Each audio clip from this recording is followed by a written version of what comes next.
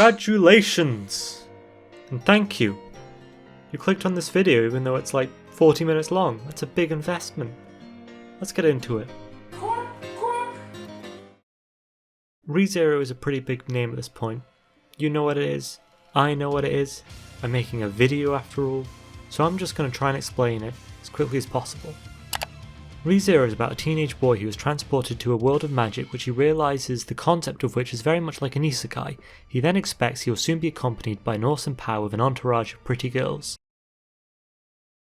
He is then proceeded to be accompanied by an awesome power and an entourage of pretty girls.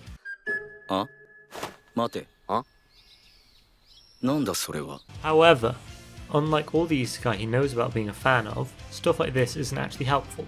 All the aspects of himself which he hated and caused him to be a shut-in still affect him negatively in this new world.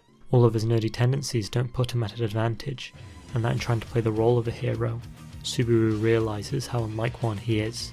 That if he wants to look after the beautiful girl and help her through her problems, he has to do so in a way which respects her wishes, and that every action he takes to fit with his current desires does not line up with what is right for the world he is in, and have negative consequences on himself and others. Subaru, in trying to act the hero, is put into situations in which a hero would find themselves in, but because of that he realised how much he, an otaku, would actually have to change as a person to become a genuine hero. So then Subaru begins to change, to become a genuine hero. Now, ReZero is an isekai, but what would it be if Subaru wasn't there? What type of story was it before Subaru arrived in the capital of Lagunica?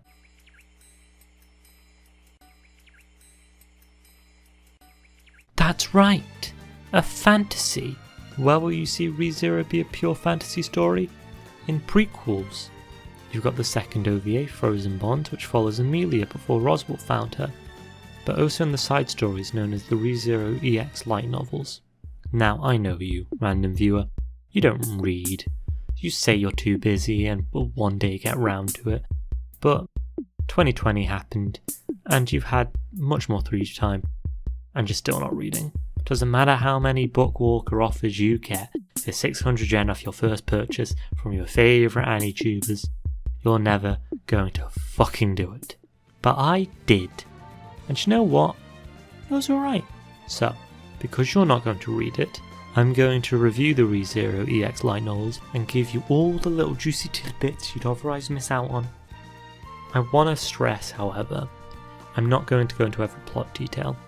I'll be glossing over the self-contained story beats in favour of the ones which I believe have more relevance on the main series, and increase your enjoyment of watching the anime, give you questions about how stuff in these side novels may relate to the main series. The main reason I'm doing this is because I don't actually want to spoil every detail in the books. I don't think any video covering the content will live up to actually reading it, and if anyone watches this and then decides to read the book, that'd be great. However, because I think that, I'm also going to be reviewing as I go along and trying to start a discussion about these books to make it worthwhile to watch for those who do decide to read the light novels. And for the anime only fans, or just those who aren't interested in reading these side stories, I want to give them the information that will hopefully enhance their experience of the main series by understanding the world and some of the characters better. The first book, ReZero EX1, The Dream of the Lion King. No, not that one. Or that one. Is made up of 5 short stories set during Crusch Larston's childhood and adolescence. The latter 4 stories also have Felix Argyle in a perspective character role. A third character is also given the spotlight, one we haven't seen in the main series before, Foria Lagunica. Wait a minute, that's the name of the country! If your brain figured that out, you've probably realised Korea is a part of the royal family of Lagunica. But hold up a minute, the main series has an election for the country to elect a new queen because the entire royal family died suddenly from an illness. Bet you can take a wild guess how this book will end.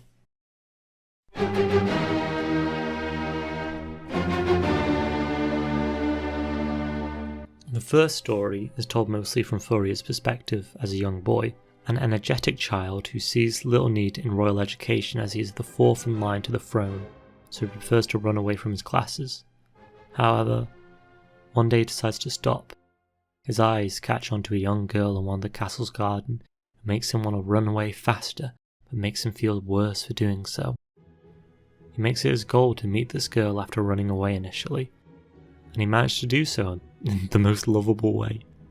This girl, he learns, is Crusch Karsten, which he deduces from the dagger she holds, which bears her family's crest, the lion. As part of high-class society, they articulate the connection between their families. Before Lugunica became the Dragon Friend country, Dragon Friend is such a stupid sounding name, but maybe it sounds better in Japanese, I don't know. Farsail Lugunica made a pact with the dragon Volcanica to protect their land from foreign attack and to guide their country in times of strife. Once this pact was made, the Lugunica family renounced their family crest of the lion in favour of a new one of a dragon to symbolise the pact, making Farsail the last ruler with the title Lion King. They gave their old crest to a servant family, the Karstens, who remained as part of the Upper Echelons, as we see in the main series.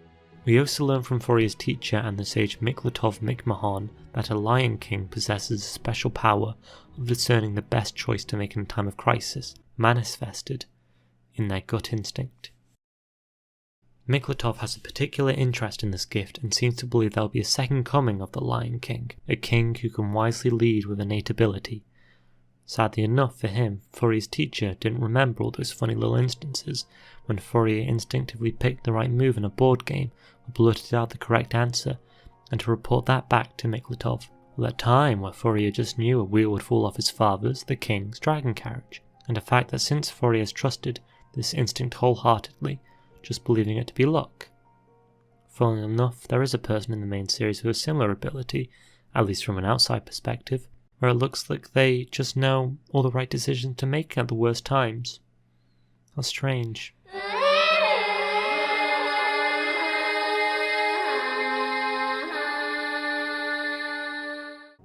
That's just a coincidence. Foria doesn't have return by death. Who knows, maybe that's where the series is going, that Amelia will become queen and maybe Subaru will be king, and people think he has this ability, but in actuality it's return by death. We learn in this chapter that from a young age Crusch has always been very militaristic. She idolises the royal family as they were, not as they currently are. Lions instead of dragons. She understands the pact of the dragon has made the country safe, but believes the people of Lugunica have stagnated because of it. Foria, seeing the ulterior reasoning behind her demeanour, but enamoured all the same, decides he will become the Lion King she loves so much. And so she begins to change him, and him her.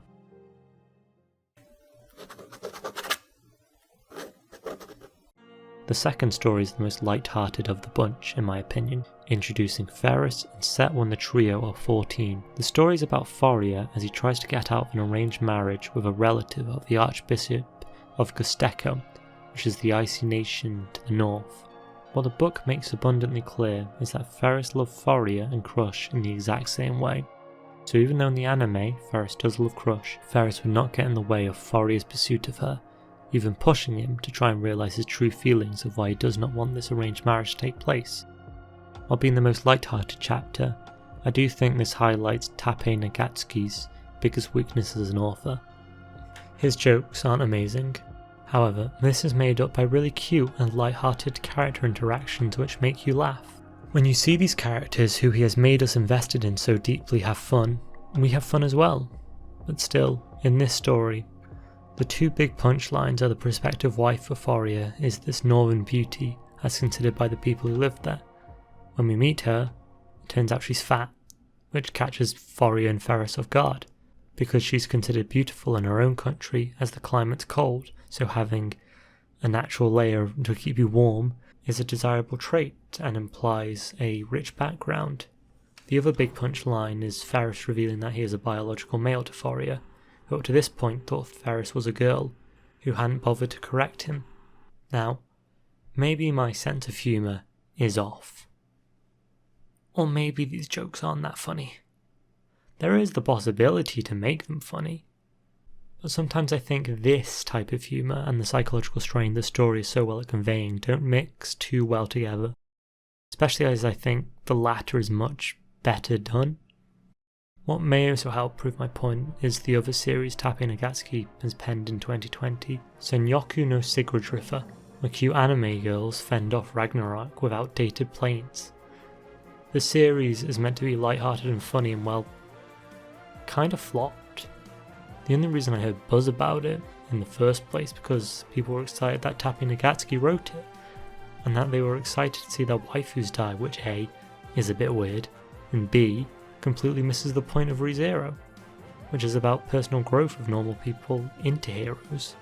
People dying is just a new way of presenting Subaru's trials, but as is abundantly clear, is not permanent as the characters you care about have character arcs that are not concluded.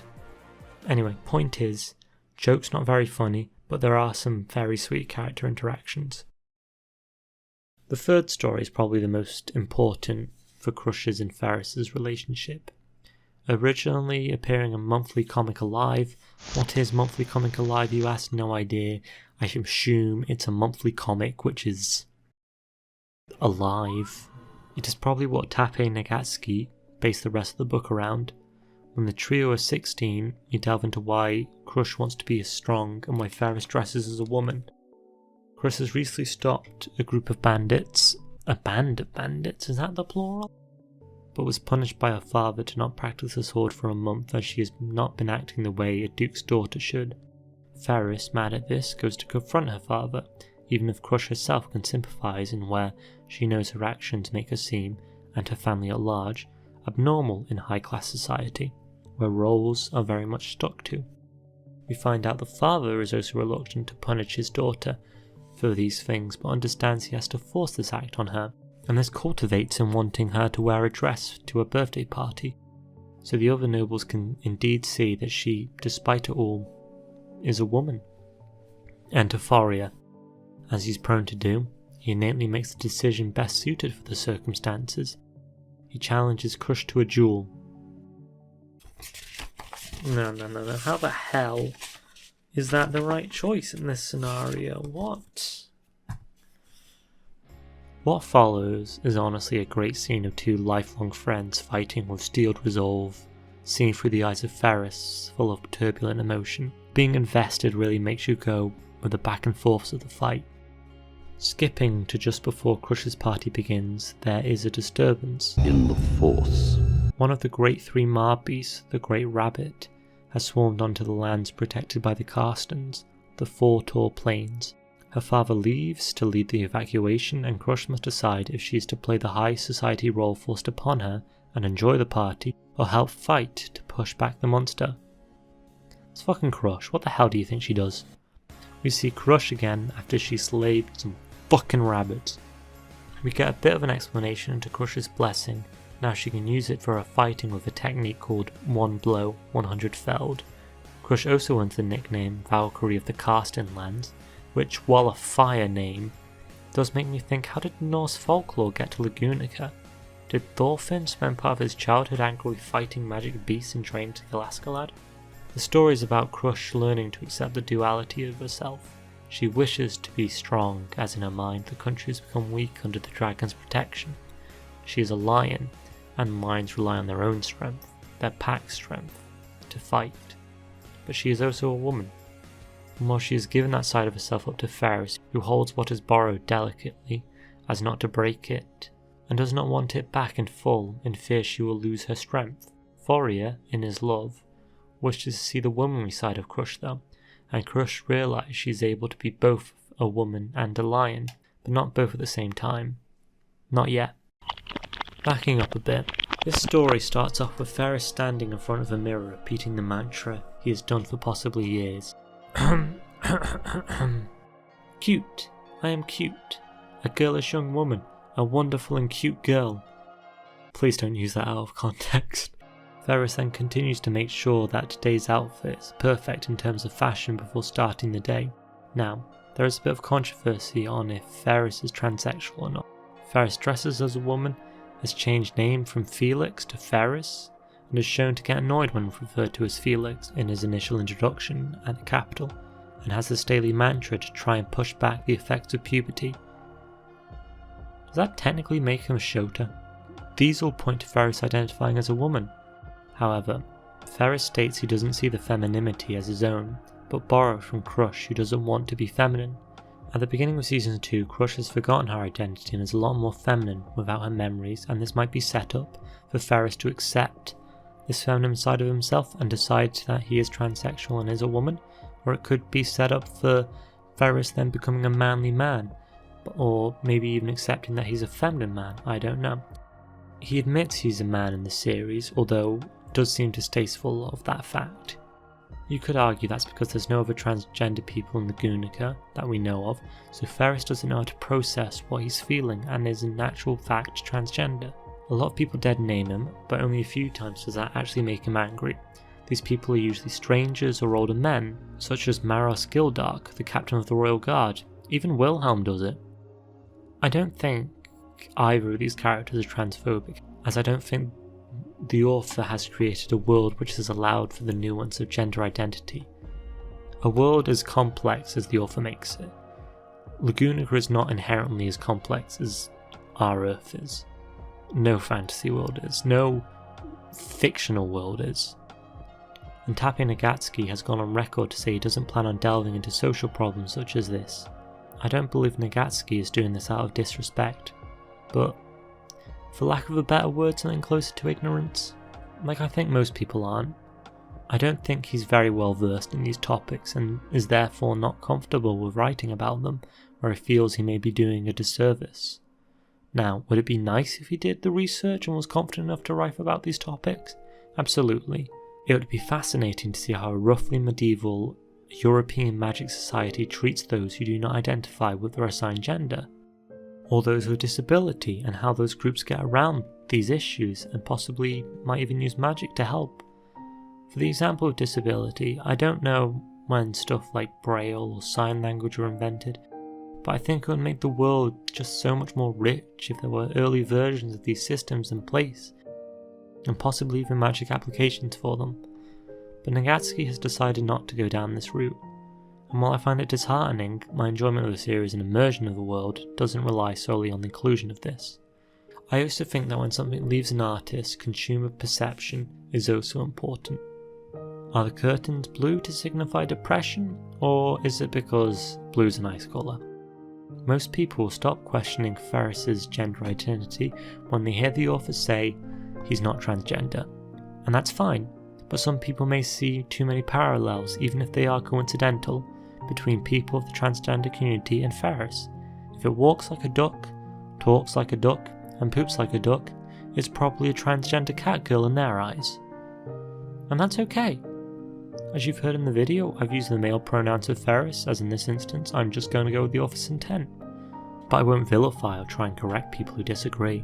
I see lots of things in the series and I think are probably not intentional, but in my head I believe them to be true. For example, I think Onis as species have a much more fiercer form of love than the humans of the series. Rem, after being suspicious of Subaru to the point of killing him if he steps a toe out of line, falls madly in love with him to the point of willingly sacrificing herself in an extremely short amount of time. Ram also has an obsessive love for Roswell that he doesn't share, and my belief is due to how love manifests in Oni. You may agree with this, you may disagree with this, that's fine. Interpret things how you like if it makes sense to you.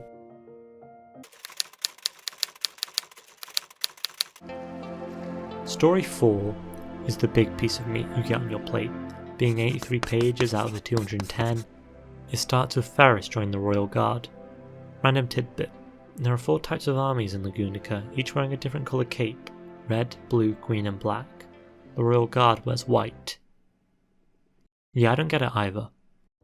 I know they wear black clothing underneath their cape, so maybe that's what it means, but seriously, if someone can explain this one to me, I'd really appreciate it. I don't know if it's a translation issue that they just messed up, or Tape Nagatsuki just can't count, I don't know.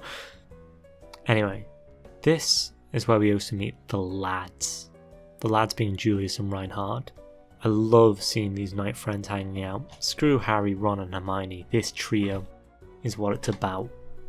We learn Julius and Reinhard have known each other for about the same amount of time as Ferris and Crusch, 8 years at this point. However, only became friends after they both joined the Royal Guard, giving Ferris the impression Julius may have idolised Reinhard when they were both children due to him being the Sword Saint and having all of his divine blessings. The reason Ferris joined the Royal Guard is that to serve under Crusch after 18, it would be most appropriate to become her knight, which he has made him.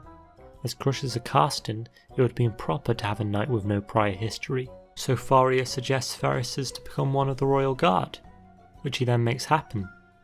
Because he's a prince. Ferris also has a recommendation from the School of Healing, which I believe comes from a different side story that's not in this book, which goes into how Ferris has honed his innate healing magic. Things are not going so smoothly on Crusch's side of things. As the lady of the land, it is her duty to do the politics. She has to deal when the trouble arises, and trouble has indeed arisen. But what makes this trouble so troubling that it's worth mentioning in this book?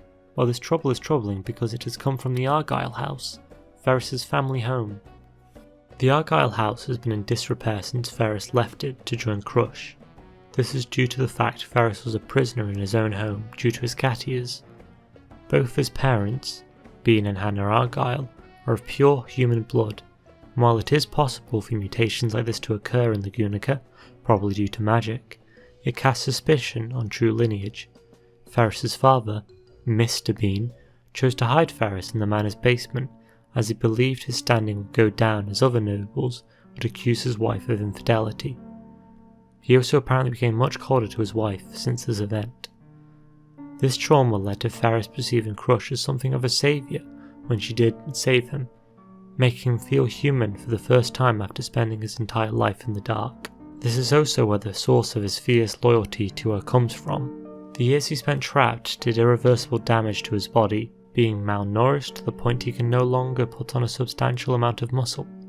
Now, 8 years later, the only residents of the Argyle manor are Bean Argyle, Hannah Argyle, and the family maid who has stuck with them through thick and thin, Hannah Regret.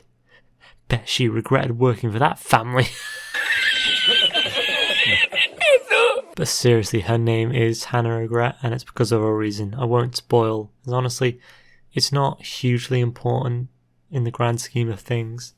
Now, 8 years later, there have been reports of suspicious deliveries to the Argyle estate of a size that implies slavery, which is illegal, because it's bad.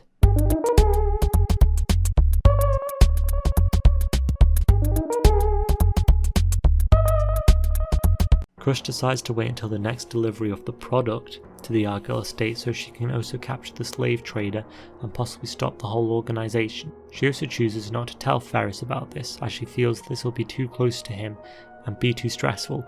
It'll hit too close to home. However, she does tell Faria, and before she goes on a mission he tells her that he will tell Ferris if his judgment tells him to do so, which she accepts. Because this is a story with rising stakes, things don't go smoothly for Crusch. Faria, as in the past, has a gut feeling that something will go awry and tells Ferris of the allegations against his family. Ferris, feeling the weight of being Crusch's knight and the PTSD from his childhood, and not wanting that anywhere near Crusch, goes to the Argyle estate with Faria and Julius to find the undead patrolling the house. What happened was while people were being transported to the Argyle estate, they weren't alive, but actually the trader and Bean Argyle were practicing a spell known as the Sacrament of the Undead Kings to reanimate corpses. This is a spell last used in the Demi-Human War some 50 years prior. However, in both instances the spell was incomplete and the corpses reanimate to mindless husks, not the beings they once were. The trader provides the corpses as Bean Argyle is also proficient in healing magic, and the trader wishes to see the spell completed for his country, the sacred Valkyrie Empire. Bean, however, solely wishes to bring his wife back to life, who died some years prior but that was never officially recorded. He heard stories of how talented Ferris was at healing, and saw this as proof that Ferris is indeed his son, but the years were not kind to him and insanity has taken hold of his logic. He's trying to bring a dead woman back to life. Like I said, I won't go into every detail, but Ferris goes through this ordeal and makes sure his family home can bring him, Crusch, and the people he loves trauma no more. A common plot point in the ReZero EX light novels is the Sacrament of Undead Kings, which become much more interesting when you uncover the origins of where this spell came from. To give a hint, who do we know in this series who is so twisted and desperate to cling to some form of life, who is so consumed with greed to do so. This story, through the body trader, gives us some insight to the sacred Valkyrie Empire, as well as Reinhardt's strength. We learn that only in the Empire flying dragons are tamed. It is an art not even the dragon friend kingdom of Lagunica knows how to use. Also, there is a ceasefire between the two countries, the main source of which is the covenant with the dragon, which in it says that if a foreign power attacks the land, the dragon will come to the kingdom's aid. It would be an issue then, if something were to happen to the royal family and the covenant would no longer be in effect. Wait a minute. The second biggest reason is Reinhard van Astria. He's such a threat to foreign powers that he's not even allowed near any of the borders of Lagunica, lest it seem like an attack to the neighbours. There is a scene in the book when someone is flying a dragon, and it turns out Reinhard has managed to sneak on board without even the dragon noticing. The dragon rider does manage to outmaneuver him, so Reinhard falls to the ground, but immediately afterwards feel an impending sense of doom, just before the energy from a single sword swing vaporizes him and the dragon, clearing the sky. Most of these skills come from Reinhardt's blessings. He doesn't just have the divine blessing of the sword saint, he was also born with multiple other blessings, which was partially explained in that little chibi series which aired alongside ReZero if anyone watched that or has read any of the other books. A side note to Season 2 and the second trial of Subaru, the trial of Christmas present. If Emilia dies, Puck's contract is to destroy the world. However, as shown, Reinhard will always appear to kill him before that can happen. So in Arc 1 at the capital, Reinhard will always kill Puck. It is uncertain on how quick he would be, if he can find Puck before or after he freezes the Crown City, but in the instance shown, a good part of the Mathis lands, at least, is frozen before Reinhard arrives. Reinhard kills Puck with one swing of his dragon sword, which only allows itself to be drawn against worthy opponents, and the sky opens up and snow and ice are vaporized, leaving a new world in his wake. Reinhard saves the world and can practically make new ones if the old ones is ruined, because he, and always will be, just a hero. All in all, sounds like a pretty big W for Team Crusch, right? She proves she can take care of her land's ordeals, and Ferris is able to get past his trauma and prove to both Crusch and Julius he is capable of being a knight. However, Thoria has been slightly off with his story. A cough here, a shiver there, and just when he was admiring his two best friends and feeling the surge of power of the intuition the Lion King gives him, it immediately leaves him, and so does his feet as he falls to the ground unconscious. And here we arrive at story 5, probably the most vital in terms of character motivation for Crusch, a setup for the series proper. We learn not only has Thoria fallen ill, but the entire royal family has. Some have even begun to die. Thoria is bedridden. Ferris tends to him when he can, but as the greatest healer in the kingdom, he's forced to prioritise the king. But it does not matter, as the king also dies. On Crusch's side of things, as a duchess, she has to join in on meetings regarding the kingdom, where after the first death, the eldest prince, the concept that all the royal family may die takes breath. Crusch, against the idea emotionally, still prepares for it as she understands the importance of her nobility. Because of this, she is unable to see Prince Thoria often, but when she does, she realises her mistake of always being the soldier, of never letting her feminine side out. On one of her few visits to the prince, she takes him to the garden where it all began, and while he rests warily on her lap, he tells her about his dream of the future where Ferris is their knight, she is his queen, and Thoria is Crusch's Lion King. But like any good Shakespearean drama, before he can tell her the most important line, he breathes his final breath and it disappears in the wind to a place where even Crusch's ability of wind reading cannot hear it. This is not the only pain Crusch and Ferris feel this chapter. After Thoria's death, no one cares. His elder brothers were more important than him, and their father before them, and they have also died.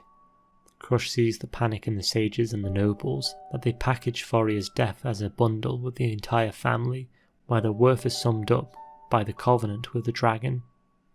To them, Thoria's death is hardly a footnote.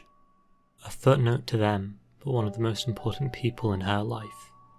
To exemplify the importance of Thoria to Crusch, only he and Ferris are able to fool Crusch with a lie, even with her divine blessing of wind reading. Ferris, as he knows her heart better than Crusch does, and Foria, because she doesn't have the heart to contradict what he would say. She also realises she only cares about his individual life because she knew him. She realises she has little care for the rest of the royal family's individuals, and if she weren't close to Foria, she would also be as cold to the situation as everyone else around her. And that disgusts her. As time moves on, the dragon communicates with those left in charge of the kingdom via the dragon tablet, which states 5 candidates will be chosen through dragon jewels, and with a new shrine maiden, the pact shall be made anew. Now, this is what the book says, but I want to clarify something.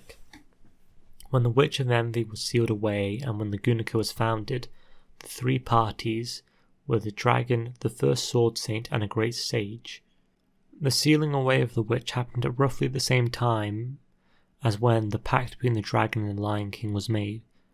But I wonder how much is actually confused in translation, and if the term Shrine Maiden, which is used in this book, may actually be the same term sage used in the anime and the web novel and other light novels. So maybe the Shrine Maiden is needed for both the covenant with the dragon for Lagunica and the sealing of the Witch of Envy.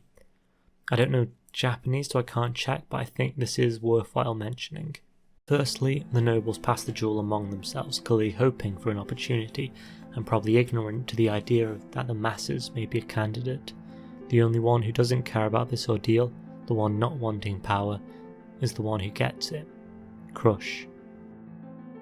Later, once again in the gardens, but with Ferris and not Foria, Crusch talks of her ideals. She talks about how she's always tied up her hair until she met Foria, who convinced her to the point where she just neatens it with a ribbon when not in battle. One of the many ways he got her to start accepting a side of herself she rejected, to only show it to him. She talks on how no one valued Foria as an individual, but as a method of keeping the kingdom safe via the dragon, but he was a true Lion King, like the rulers of Lagunica before the Covenant took root. She vows to make the future Foria mentioned real, and to stop the leeching of the dragon. Crusch vows to make Lagunica strong again, where individuals are merited on their own worth, not their worth in a system. She vows to take back the kingdom of Lagunica from the dragon, who offers the opportunity to be ruler. And so she walks, the first candidate, with her knight following closely behind her, to change the country and the world in a mission to save Lagunica. And yeah, that's the book.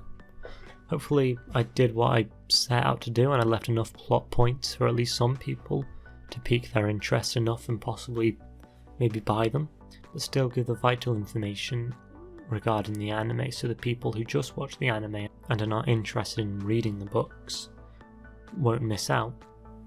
This format is a work in progress, and if you do want me to be more spoilery or less spoilery for the future reviews, I'm willing to take feedback. And hey, if you want to buy the future books, read them and then come back to watch my future videos and hear my insight and analysis, that would be awesome. If you want a quantitative number to make the rest of the video pointless, honestly, I gave it a 9 out of 10. Now I know what you're thinking, you're ReZero trash, of course you'd give it that high of a score. And no, but actually yes.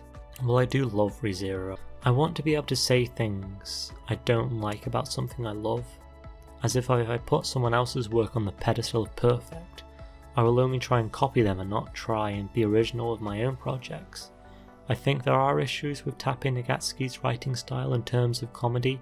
Yes, some of that is down to translation, and I would personally enjoy stronger theming, as half the time when I look at the themes or character motivation, it does sometimes feel I'm going to the age-old answer, the curtains are blue because of the character's deep-seated depression, when in actuality they're just fucking blue. I also worry that further things go on, he won't keep on making the series more complex and just beat the same drum. For example, so far in the series you can tell which loop Subaru will survive in, because there's some form of positive progression in one of his relationships. In Arc 2 there was a lap pillow with Amelia, which in my opinion did seem quite obvious wasn't going to get erased.